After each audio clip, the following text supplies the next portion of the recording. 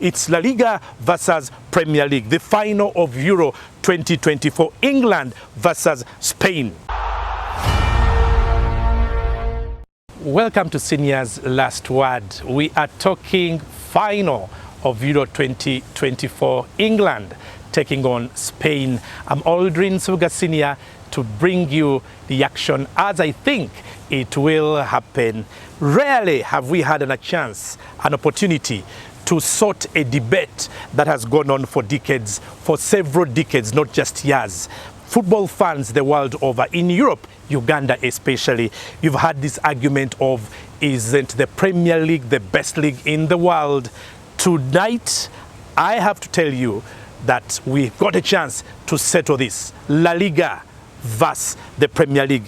It's the tweak I'm bringing to this particular final than looking at it as an issue of Spain and England, because herein is an opportunity probably to resolve this once and for all. Many English fans or many fans of the Premier League do not want to hear anyone bringing the argument that La Liga is better, and straight on, it's head on. The two have to go at each other. At the end of the day, we will know who really is the best one depending on who emerges the champion. So for me, it's La Liga versus Premier League, the final of Euro 2024, England versus Spain. If you look at both teams, clearly the argument fits.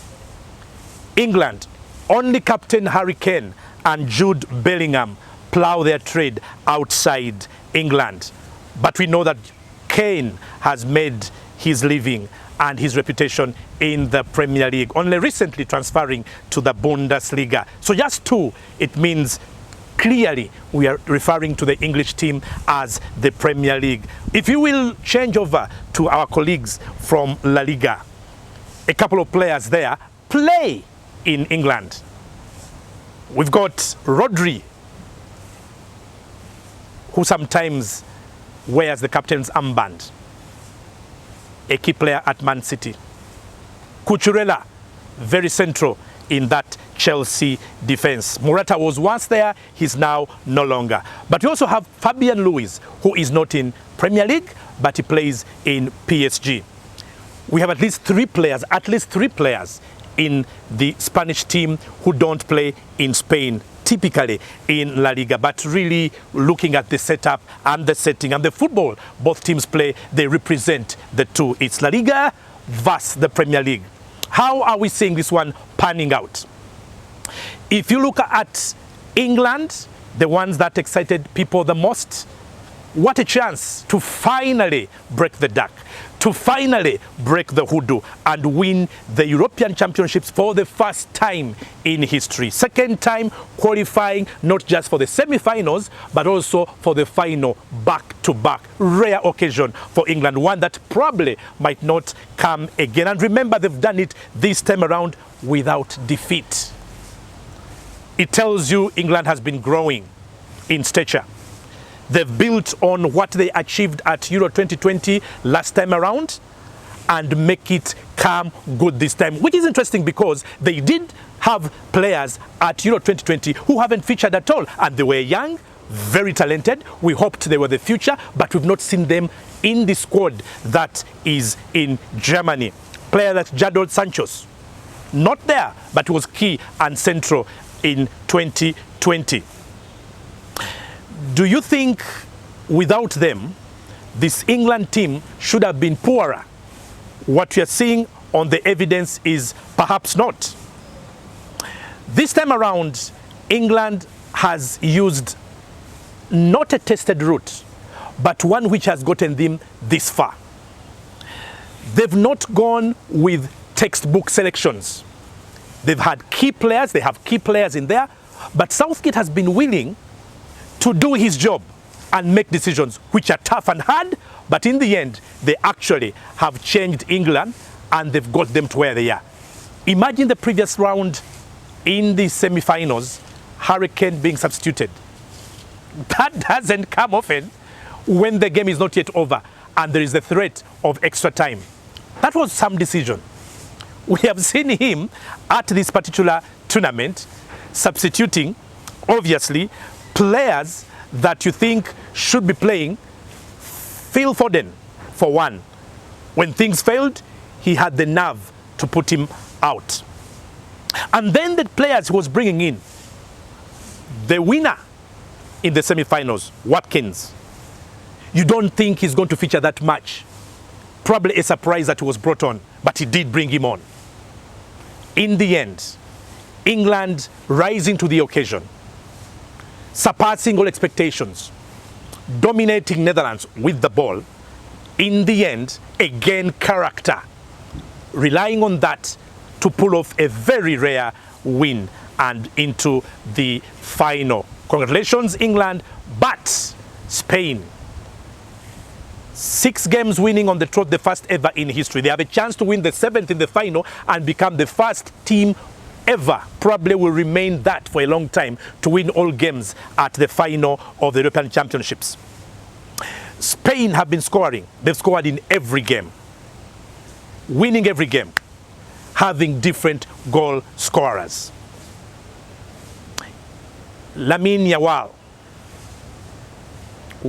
this 16-year-old, he hadn't scored before the semi-final, but he had amassed number of assists, 3, to become the leading assist provider at the Euros.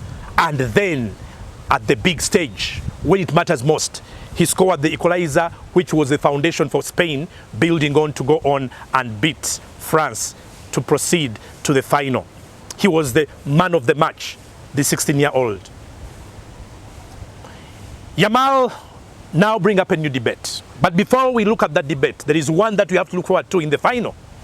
I have made the argument before that Jude Bellingham, for me, is the best player at Euro 2024. Didn't have such a good game in the semi. That one, Yamal took over.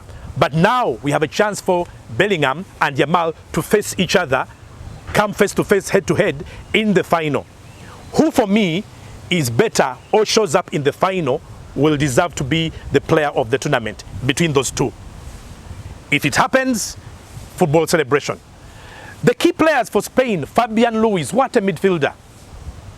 This guy, his style is more or less like Matic. You remember Matic of Chelsea during the time of Mourinho? He played for quite some time there, but his style, left-footed as well, his entire game, almost like Matic. But this one is more adventurous because he surges forward. 2 assists already. He's always making those late runs in the box. He's everywhere. I think for me, in terms of central midfielders, Fabian Ruiz in this tournament has a case for the best in that area. He's in the final, remember. Nico Williams, need I say more? Alongside his young mate, of course, his colleague Yamal, they've been scintillating.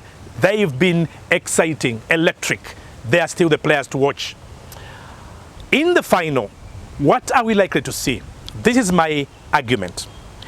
The chance that England has is just one. It's because they have the talent on the pitch and off the pitch. If England removes the shackles of speculation and caution and they take the game to the Spaniards, we have some final. It promises to be an epic final because they have the talent, the attacking talent, the creative talent. They have artists in there. Literally, England has players to match the Spaniards man for man. If Jude Bellingham shows up, Phil Foden shows up, Hurricane, the scorer, shows up, I think we have something here because Declan Rice as well is the one I would put alongside Fabian Ruiz in comparison, because Declan Rice as well has been very central in the progress that England has made. The goalkeepers, obviously, they've done well. Remember, I've already told you that England is very solid at the back. Who wins this one, for me, is going to depend on the day. Spain, we know they are going to bring their game and go at England. They don't change their style. They don't change their system. They are so confident because they have the technical quality, the quality in depth, and the confidence right now, and the character as well, to go for a win, not just caution. England, everything rests on Sunday's game. They've got to win. Otherwise, their football tradition remains questionable. You've got to win at least once the European Championships. They've never But Spain, if this team wins, it will be 4-time winners Spain. They would be the most successful team in European football. They would have achieved what the golden team or the golden generation didn't achieve 2008 and 2012. This will be history. This will be legacy. Not that they'll become better than the 2008-2012 team, but they would have created something that can be matched. Who wins this one? This time around, I'm going to be very careful with prediction, because I'm telling you, England has what it takes to beat Spain, but on one condition, that they allow their talented team to play football the only way they can individually. If that can happen and they're let loose, no caution, no care, but take the game to the Spaniards, because only one chance, 90 minutes or 120, then they have a very good chance. The Spaniards won't change anything. They'll just do their thing the way they've done it. Spain has a chance to become the most successful team in history with 4. England's chance is to win this thing for the first time. Good motivation for both teams. The reason why we are going to have an epic final. Who do I want to win? Do you want to know? I expect, if it's my prediction, I'm going to think Spain will emerge champions come Sunday. Not because they're necessarily the only deserving one, but I think they have too much for England, no matter what England puts on table. Spain, for me, is bound to become the champion of Euro 2024. And that's my last word.